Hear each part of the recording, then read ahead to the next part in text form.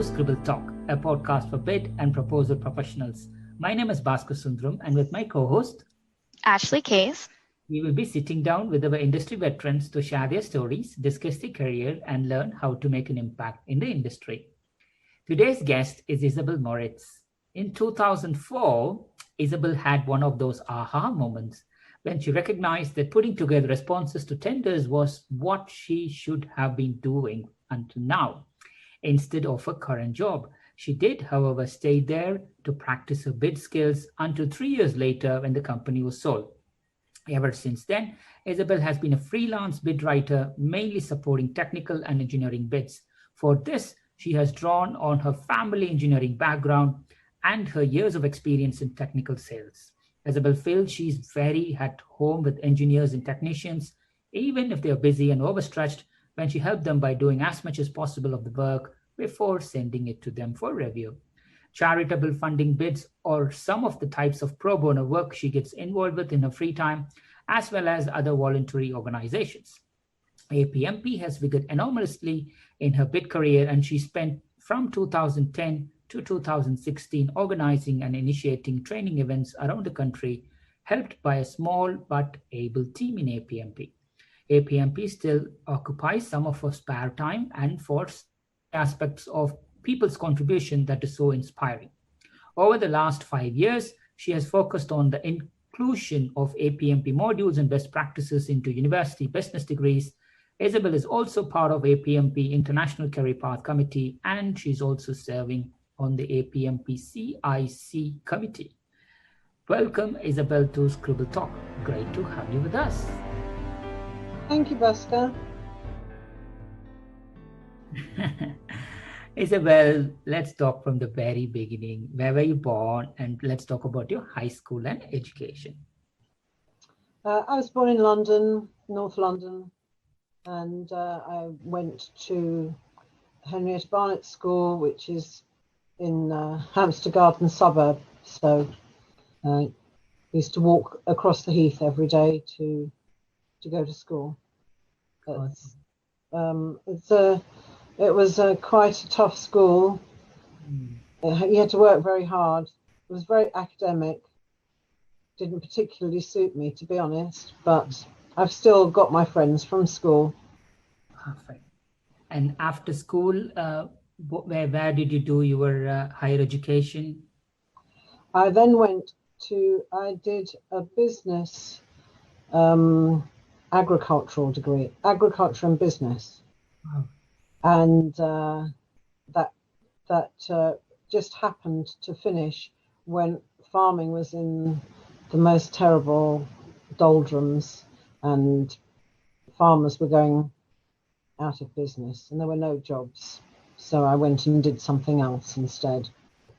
Perfect. That's a very unique degree, agriculture and business. Was there any reason behind picking that particular course?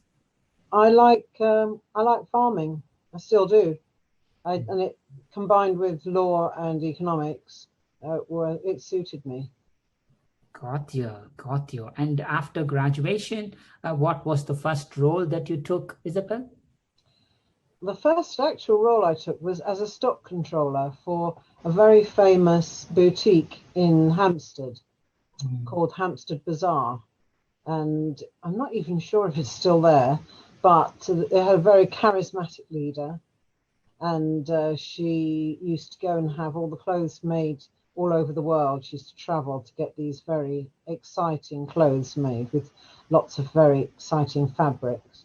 And it was very popular and very expensive. And I had to make sure that all the correct clothes were in each store. She had 3 stores. And I did that for a while. One of the things I did while I was there was I crashed their car into a steamroller. I made quite a mess of the car, as you can imagine, but they were very nice about it, thank goodness. How long were you there in the store? I think it was about a year. And what was your next role then, Isabel? I went into public relations for a company in Bayswater called Info Plan, and I learned an awful lot about writing there from some very experienced writers, and they'd all been in the business a long time. And we did public relations for some quite big names like 20th Century Fox, Perrier, Johnson & Johnson, New Zealand Lamb, I remember, and lots of other smaller companies, and also some medical companies. And that taught me a lot about writing, and writing tightly as well, for a press release and how to do that. It was very interesting. Got you. And how long did it take for you to, as you mentioned, until 2004, what other roles did you took before you realized, I need to get into proposal writing? Well, I then went on to work for a company that sold fiber optic endoscopes, and that was where I had to go round I had to visit hospital consultants and show them the equipment, and they would use it on the patients, and I would be standing alongside them and helping. I was like an extra staff member, I suppose, and they would have a go at the latest equipment, and then they would buy them, and that was very interesting because the company also sold equipment for doing plastic surgery and neurosurgery and also thoracic surgery. So some of the most famous surgeons in the world would try out the equipment, and I remember Dr. Magdi Yaqub. I met him many times and sold him quite a lot of equipment for doing his heart operations. Wow, such a diverse career. And 2004, what role was that you were taking then? What was this aha moment, Isabel? Well, before then, I was selling fleets of cars as well.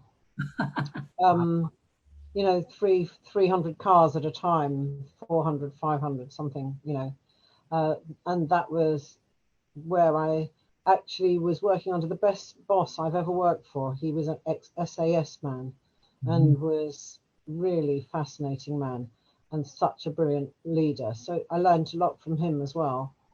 And then I had children, and then I started work again, and I worked for an American biotechnology equipment company, and they were worldwide, and they said they needed somebody to do telephone sales, which I couldn't quite understand, but it was for their chemicals business. But they soon sold that off, and I then was taken into the main company and did all the PR and the marketing for the laboratory equipment. It was fermenters, bioreactors, and shakers and ultra low temperature freezers. So I was writing the technical articles for them, and also then doing the tenders. But I soon realized that we weren't doing them very well. So that was when I went on a course, and I picked Chris Wyatt's course up in Manchester. And that was my aha moment that you're talking about. It was as though this, it's just had my eyes opened by Chris, and he's still a towering figure in the bid community, I think, and brilliant. So he was my first big inspiration, and I realized all the things we'd been doing wrong. And then I joined APMP at his urging. Got you. And this was in 2004, was it? Yes. Wow, 2004 APMP in the UK should be in its very early stages, isn't it, Isabel? Well, I very soon got co-opted onto the committee as helping Martin Kay, who was the membership secretary. And I think we had 105 members in the UK at the time. Right. Wow. And you have been associated with APMP ever since. Do you have a very first fond memory of attending either an APMP UK event or attending the BidCon? Yes, one of my long-lasting memories was when Ian Brogan, who was an early committee member and is still bid managing now and still a very good friend, but he had arranged for us to hold our conference at a hotel in, I think it was in Bournemouth or near Bournemouth or in the New Forest, I'm not sure. And it was the last organized event that was going to be held there before they completely refurbished the whole place. So it was all rather sad and tatty. And there was this enormous ballroom which they'd split up with curtains. And after one of the lunches that we had, there was suddenly, I heard from behind this curtain a sudden burst of clapping that was immediately cut short, which was very curious. And then I heard people laughing, and that was immediately cut short. And as I put my head around the curtain, I saw that the instructions to do these clapping and laughing and all sorts of things were actually being typed onto the screen. And people were following, and they came up with all sorts of strange suggestions as to what to do. And it was BJ Lowney of Strategic Proposals who had come up with this and had done this. I've spoken to John Williams about it since, in fact, because it was such a big memory for me. And it was just, it held the whole, people came from all over the place. All of a sudden, people were coming into this area where the presentation was going to be and following all the instructions. It was tremendous. So yeah, that's one of my biggest memories. Got you. That was in Bitcoin, is it? It wasn't at BidCon, it was in the UK. Ah, in the UK. Got you. And what was the very first Bitcoin that you attended? I think it was Seattle. Yeah. Wow. I can't actually remember, but I think it might have been Seattle, or it could have been another one, but I'm not sure which one. Sorry. I can't remember all the ones I've been to. Boston was after that, so maybe it was Seattle. Got you, Isabel. And between 2010 to 2016, you mentioned that you were heavily involved on organizing and initiating training events around the country. Do you have any fond memories of those things? Oh, plenty. We've had some fantastic presenters, but sometimes the first time they presented, they weren't fantastic. They learnt how to present and then became very successful and very good at it through working for, but for presenting for APMP. So we would discuss it before and afterwards and say what went wrong, what went right, and they would go on to be much better. A lot of them, as you know, present more than once and get better. So there were some very good ones where I remember one called Ghosting the Competition that was very popular. And I think that was a very popular one. And then let me think, there was another one where the presenter, it was a really interesting topic, it was on negotiation, but the presenter was very poor, but the subject matter was so interesting that the whole APMP body of attendees took the whole thing off themselves and took the rest of the presentation themselves, leaving the presenter out. And they did a really good job. So that was quite good. We've had some great presenters, though, really superb, and some still presenting for us now at conferences. Wow, that's amazing. Thank you, Isabel. And I'm sure you as well presented, you have been an avid contributor yourself, Isabel, for a while now. Do you have any memories of your own contributions? Mainly it was in trying to find what people wanted to know about and who then knew more than we did about it. So, for example, I managed to find a chap who was ex-MI5 who knew about finding out about the competition. That was interesting. And so you had to find people who knew more than all our experts in the APMP knew to try and educate people. So people wouldn't be coming along to hear somebody who knew the same as they did, but somebody who had some expertise. And trying to find those people was quite hard. But I had Heather Bennett, who was my second in command, if you like, and we would be working on this sort of thing at 1 and 2 in the morning, trying to organise the events and make sure that each part of the country was able to reasonably get to 1 or 2 of them in the year. But of course, quite a lot of them took place in the southeast because that's where our membership was concentrated. But we always tried to make sure that people in different parts of the country could also get access. Totally, Isabel. And especially when the industry body was evolving and becoming the large entity as it is currently, there is a lot of effort that has gone in. And you made it sound so simple, but I'm sure way back in 2010 to 16 is where the organization moved from this low 3 figures into the 4 figures, and now the largest membership body for APMP. Yeah, that's quite an achievement really for it, and it's still my kind of dream, I suppose, if you say, is one day I'll go to a party and people will say, "What do you do?" as they do, and if I say I'm a bid writer, they won't go, "What's that?" Totally, Isabel. And I'm sure it kind of brings us back to this other initiative that you are doing of embedding APMP modules in the university. I think you started this way well ahead than most people are considering now, Isabel. And share us through where you are in that journey, Isabel. Well, at the moment, it looks as though the University of Hertfordshire may well be the first university in the country to incorporate an APMP module in their MSc marketing degree.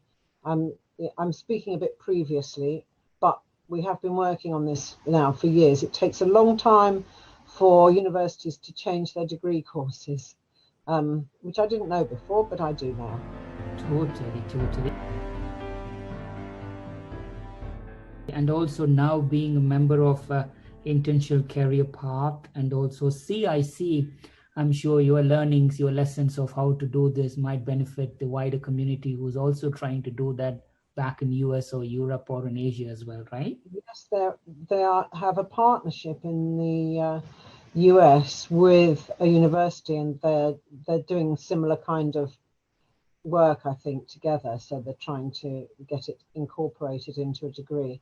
And actually, I don't know if you saw just this morning, which I think it was, I can't remember which country it was, but maybe India, where they are going to introduce a module for engineers on bidding.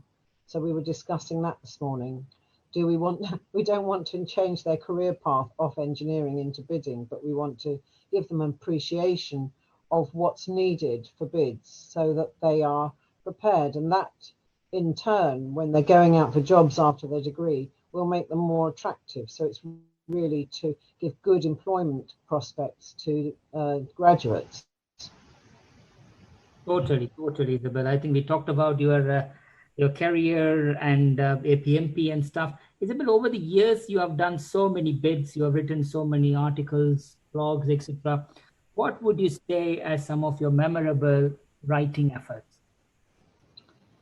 Probably writing the executive summary for a company that hadn't really had the experience of how to write them before. They hadn't won a bid for a while, and their work pipeline was beginning to reduce, and because they worked several years ahead and they hadn't been able to win any bids, and we won 2 in a row, and both times the executive summaries were mentioned as a big influencer. So I think that actually having that effect on a company's pipeline is quite memorable. That was the first time when I thought, well, that that I really had contributed. Brilliant. As a seeding into our rapid random fire question round, or what we call the Nutters round in honor of Howard Nutt, tell us 3 things not many people know about you, Isabel. Oh, I'm a fan of 3-day eventing. Do you know what that is, Basker? No. 3-day eventing is riding horses, but it's extreme riding. So you have to, on the first day, it's dressage. So the horse has to be very, very obedient. And but the thing is that the horse has to be very, very fit for the next day, which is the cross-country day, which means that it's very excitable usually and not feeling like being very obedient. And then the third day is show jumping, which shows that the horse hasn't suffered from doing this very arduous and difficult cross-country course. And it's still not, it has to be examined by a vet to make sure it's fine to do the show jumping, which is also quite demanding. And it is where you see the best of how a horse can be trained in different disciplines and the brilliance of the riders. So we go all over the country at weekends, seeing all the big events. And how long have you been doing this, Isabel? Many, many years. I've always ridden horses. Oh, wow. Is that from the farm that you talked about? No, it's just what I've done since I was a kid. I've always ridden. I don't do it very much now, unfortunately, but I do it every time I get the chance, because you never forget. But I used to do competitions myself and cross-country competitions and that sort of thing. So, yeah. That's very interesting first one. Yeah, let's continue. Oh, let me see. My father was a Holocaust survivor and an engineer. So he always had, that's what actually saved him in Auschwitz, that he was able to do engineering and he was needed. And he also always had bits of engines and all sorts of things on the kitchen table, all taken to pieces. I always remember that. And both my brothers are engineers as well. And my son is as well. So it's a kind of technical thing running through the family, I think.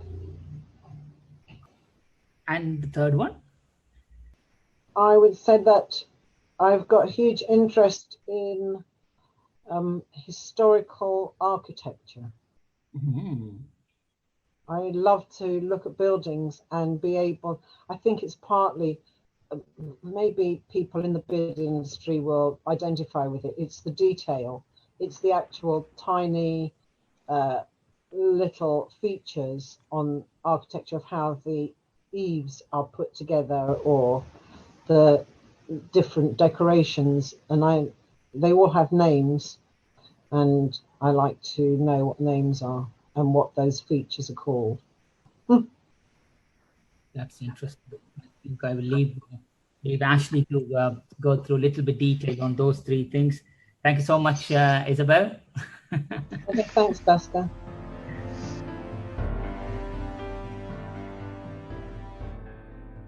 Oh my goodness, Isabel, those 3 things are so fascinating to me. I understand you have some other hobbies: reading, walking, Cornwall, politics, and current affairs. Can you tell us a little bit about what you like to do in your free time when you're not 3-day eventing or admiring architecture? Well, 3-day eventing, there's a season for it that starts around February and ends about October. Okay. At the moment, it's not, with the COVID virus, it's not, you can't go and watch at the moment. So that has, at the moment, that's not happening. But I would say I do a lot of walking. I've got a dog, so I like being outside in the countryside without lots of people, I think. And then also I go every time I have a gap between contracts. I go down to Cornwall and to the West Country. That's the southwest of England, and it's really beautiful down there. And I've got a lot of friends down there, so I go and leave the family and go down there for a bit of rest and recuperation, because some of these bids can be quite tiring. Oh, yeah, I'm sure we can all relate to that. So you mentioned you have a dog. What is your dog's name and what kind of dog is it? She's a mixture. She's a small terrier, border terrier cross, and her name is Juno. And she's incredibly intelligent and quite a part of the family, I must say. Aw, she sounds so sweet. She is, yes. She can do many, many tricks. Things like, being shot or limping and crawling and falling over and all that sort of thing. She could be my in goodness. a film, really, she could. You can train her to do anything. She's like a little Benji or something. Yeah. So I also understand you like reading. What is one of the more interesting books that you've read recently?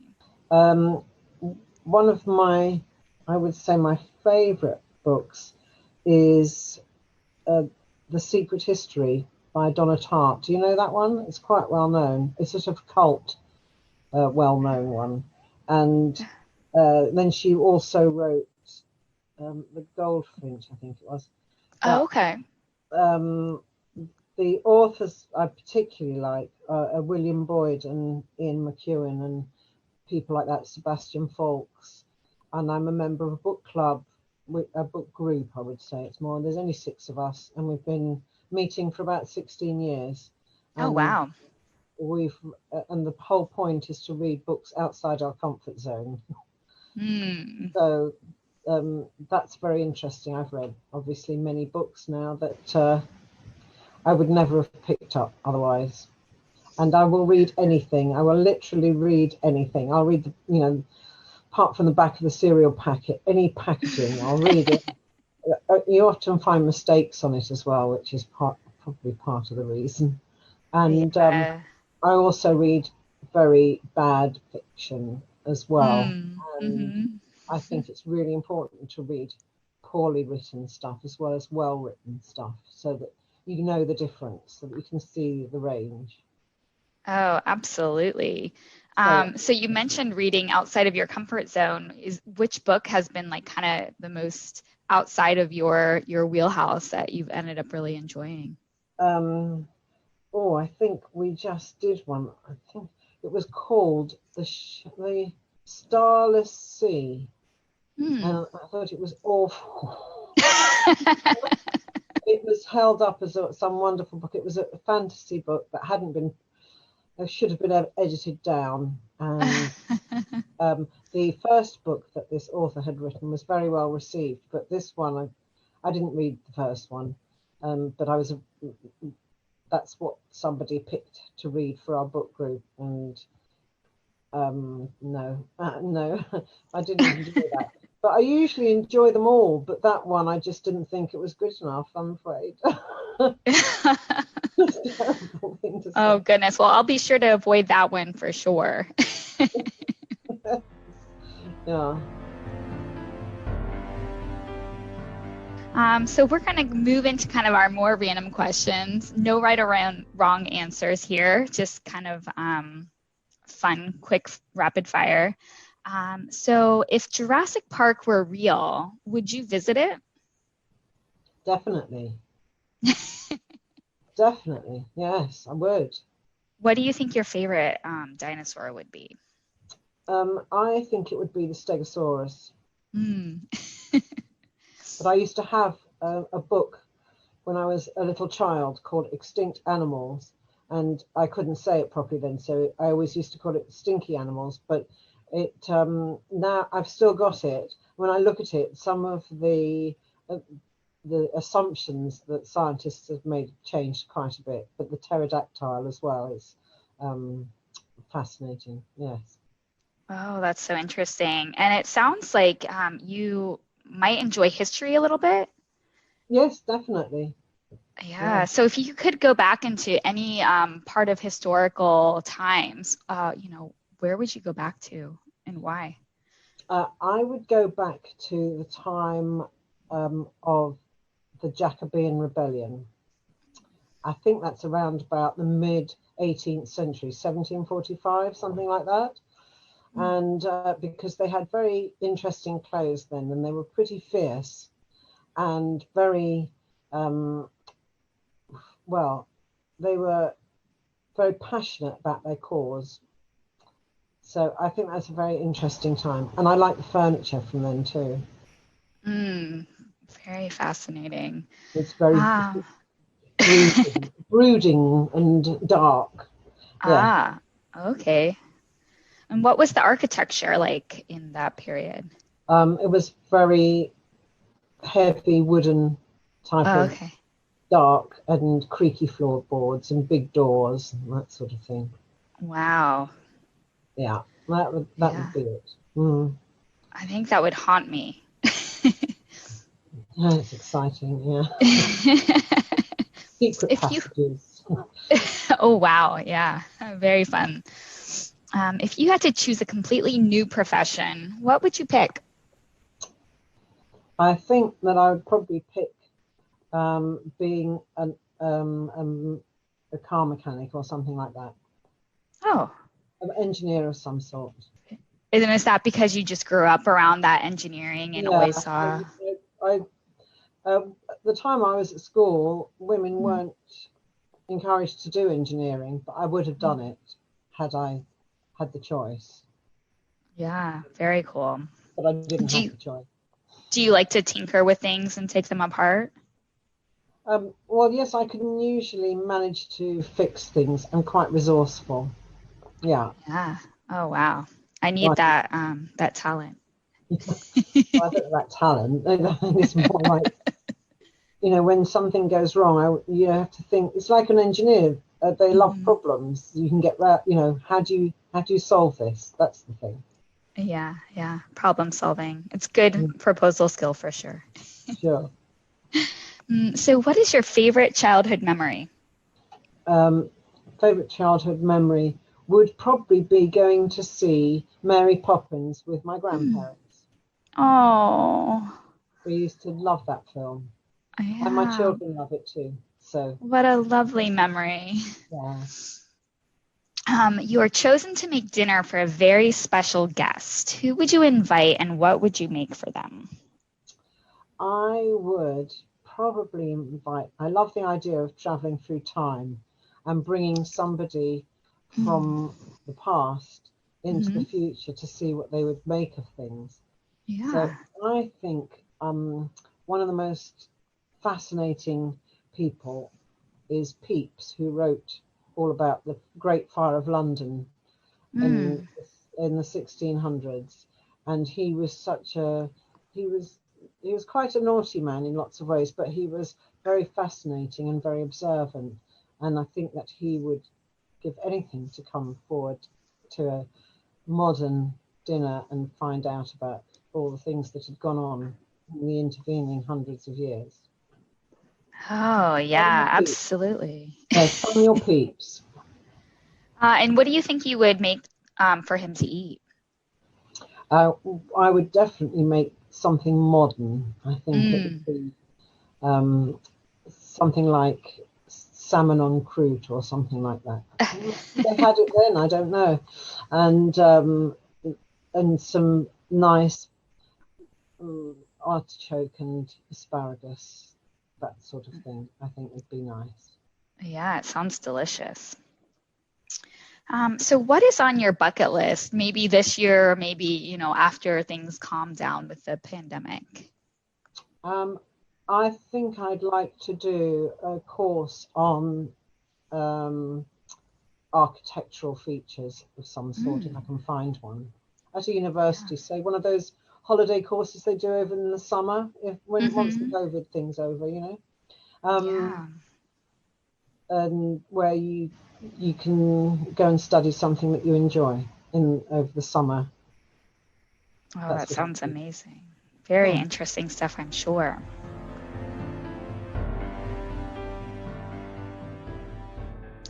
So what is something that you have of sentimental value? Let me think. I think it is a ring that my aunt gave me before she died, and she lived in Israel.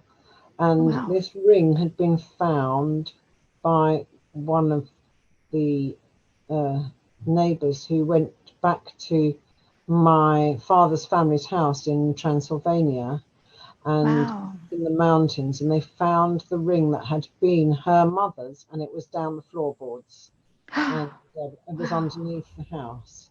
The house had been taken to pieces by people locally who used the materials to build their own houses, because of course all the people had been taken away to the concentration camps. But this Right. ring was found underneath in a little hiding place that was under the house. And Oh my goodness. yeah, Yeah. so Wow. What a very special piece to have. yes, it's nice. It's an emerald and gold ring. Beautiful. So what's the one trait that you like most about yourself? I think being tenacious and not being easily put off, or yeah, that's right, that sort of thing. Yeah, important skill for proposals for sure. Yes, that's right. Finding different ways around something. Absolutely. It's your engineering mind as well. So what's an ideal weekend for you?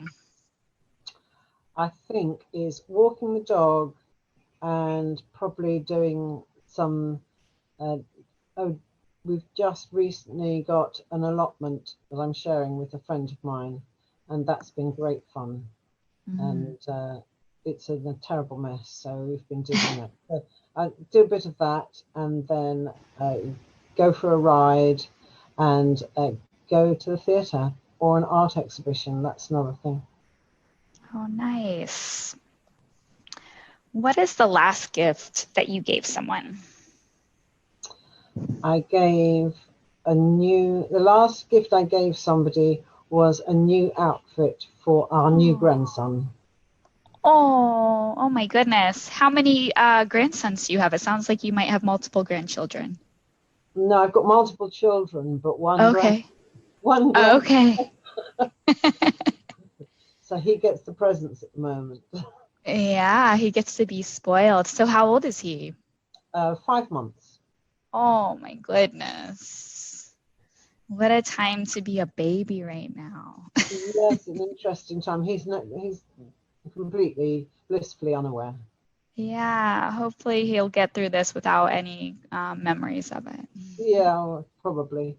I should imagine so. So who haven't you seen or talked to in a long time and you hope that they're doing okay?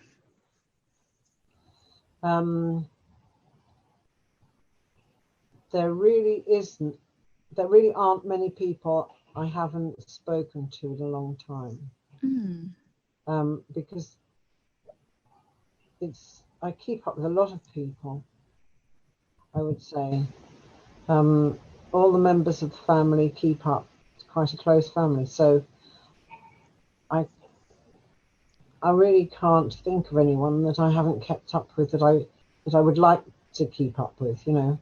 Yeah, no, it's so good that you're staying in touch.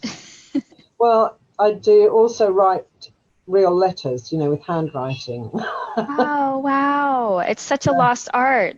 Yes, I've got a pen friend that I've been writing to since I was 16, so quite a long time. And so, yes, she's French and lives in Greece now, and so it's we write proper letters, and I write letters to other people as well, because they like to get a letter in the post sometimes. Wow, that is amazing. You know, we don't write hand letters enough. Do you write in cursive, which is, I think, another art that's getting lost? I've got at school we had to learn to write with an italic nib. So all the people who went to my school write in a very similar way. I mean, obviously it's personalized to them now, but Yeah. all my friends write italic with an italic pen. Oh, wow. I bet that's beautiful writing. Yeah, it is good writing. I didn't. It was a bit annoying at the time having to have writing lessons, though. I can imagine.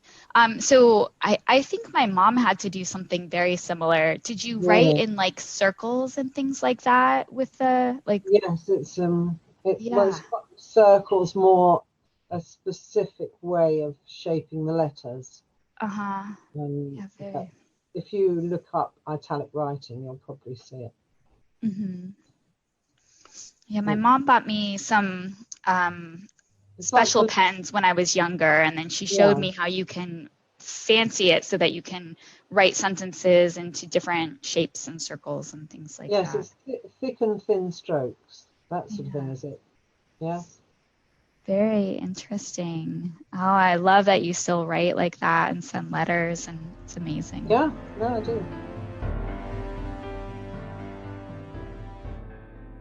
So, who are the people who've been the most influential in your life and career? People in APMP have been very influential, apart from the manager that I mentioned previously, who was an ex SAS soldier and was a fantastic leader. He was a big influence. But I think that in APMP, there have been lots of influences.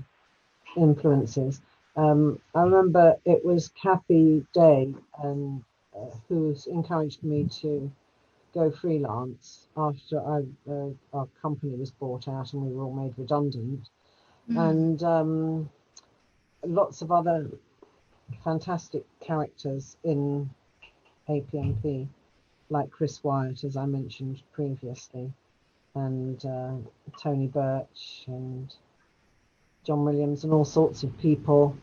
And my contemporaries are Sarah Hinchliffe and lots of fantastic bid people. And Rick Harris, I think, has been a wonderful leader of APMP too. Absolutely. Yeah. APMP is a great organization and lots of great people. And it sounds like you've had, great experiences with so many of the greats in the organization. Yeah, I'm still having that too. Yeah. So what have you observed lately that reminds you that people are good? I think probably it's the sort of thing you observe in the coronavirus, people offering to do shopping or something like that. Our next door neighbours have been brilliant, and they always offer to do things, and so they're good. And I think that people are working very hard to keep people in work as well. I've noticed local businesses to us are doing their best to keep people in work. So I think that's trying to do good, definitely. Oh, for sure. It's so nice to observe those things right now.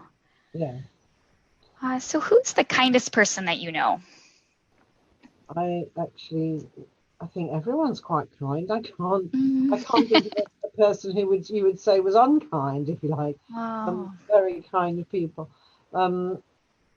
I mean, I've witnessed it a lot in APMP where people have helped people, but also in the village, we've got a wonderful character in the village who seems to get everyone organised and has organised a lot of events that keep the community and keep the glue in the community together.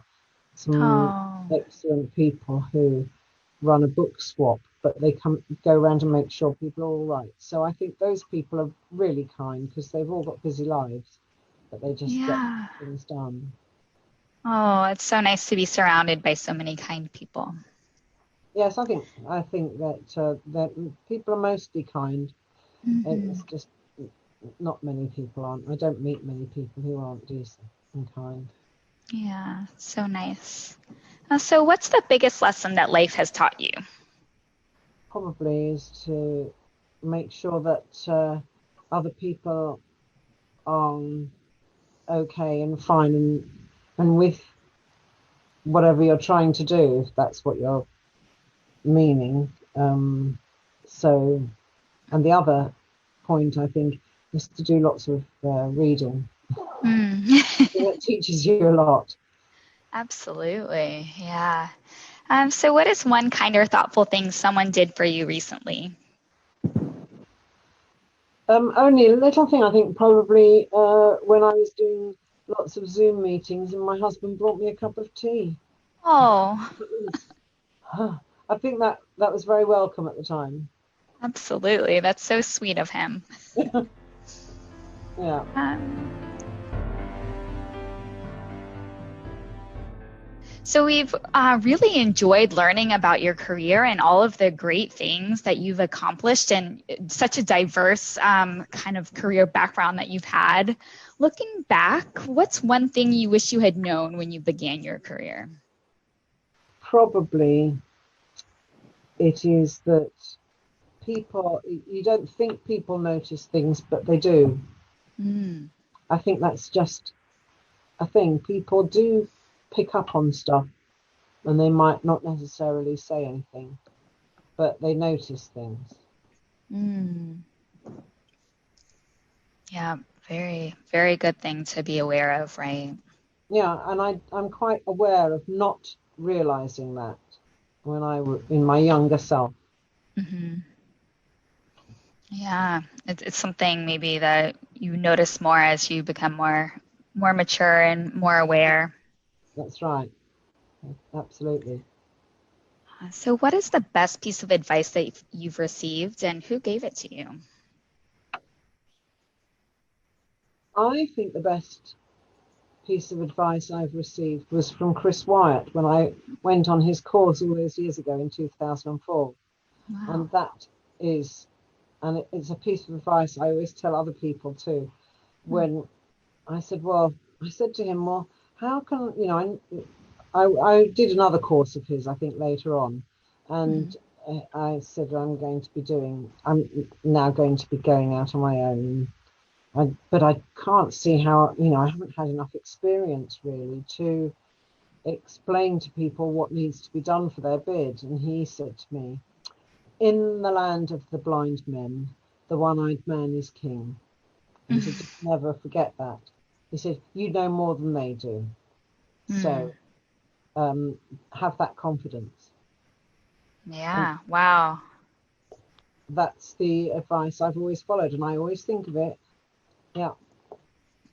Definitely. And so critical when you're a freelancer or a consultant. Yes. You're going into all sorts of situations. And I think it's very rare that you know what you're going to do before you go in. And you have to try and add value. Absolutely. So on a similar vein, beyond, you know, passing along that piece of advice, what advice would you give to someone wanting to pursue a successful proposal career or maybe even a freelancing career? I would say in this industry that we're in is definitely develop your network and go to as much learning opportunities as you can. I still do it all the time now, and there's still so much to learn. Definitely, yeah, and it's so good to have you know, the community and the resources that we have where we can continually learn from others. Definitely. So Isabel, what's next for you? What are you looking forward to in the future? I would say doing lots more bids. I love it. It's just my favorite thing to be doing almost, apart from riding or walking or something. But I really enjoy it. And working with people and helping them and making a difference to their bids. I hope. Oh, wow. Absolutely. It sounds like, you know. Carry on for ages. Yeah. As long as anyone wants me, I will carry on. But I am actually doing my, I'm supposed to be doing my capture practitioner, so I've started that. The work. Oh, nice. Yeah. It's amazing that, you know, we have that new certification to pursue. yes, I think it's brilliant, and I shall get it. So that, as I say, there's always something new to learn. Definitely. So Isabel, is there any part of your life or career that we didn't touch upon that you had hoped to share today? I think we've done a pretty good job going through all of it. Yeah. So that I would say there's most of it that you've covered. One thing that I am fascinated by is the writing of books by algorithm. And I've read a couple of books that were written by algorithm, and in parts they're very good, and I'd like to know more about that. I think because there's a thing that people say that there are only 8 plots in the whole world. I mean, they may take different forms, but the actual basic plot, there are only 8 types of plot. So oh, wow. that sort of underpins the algorithmic idea. So I think I would go and search somebody out who knows about those kind of things and ask more, because perhaps we write bids by algorithm. Oh, wow. Yeah. We're part of the way towards it now, but eventually you could feed a few things in and you could write the whole bid, and then I'd be out of a job, wouldn't I? Oh my goodness, that's fascinating. And with all the, AI out there, it's intriguing that we're not quite there yet, but perhaps we will eventually get there. Yeah, that's right. Well, that is an amazing way to end this podcast today. We're going to all go research the algorithm writing, I'm sure. So thank you so much, Isabel, for your time today. It's really been a privilege having you with us here at Scribble Talk. We wish you all the good health and happiness. Please do continue to inspire bid and proposal industry colleagues and everyone else around you. Stay safe, stay healthy, stay sane. Thanks, Ashley. Thank you, Isabel. Take care. Thanks, Bhaskar. To our listeners, thank you so much for tuning in. Please visit batchyscribble.com/podcast to listen to this episode and check out any of our other previously recorded episodes. If you've enjoyed today's interview, don't forget to subscribe, review, and share the Scribble Talk podcast. We hope you'll check out our next episode where we interview another industry expert and special guest. Until then, it's Ashley Kays, Bhaskar Sundram, signing off.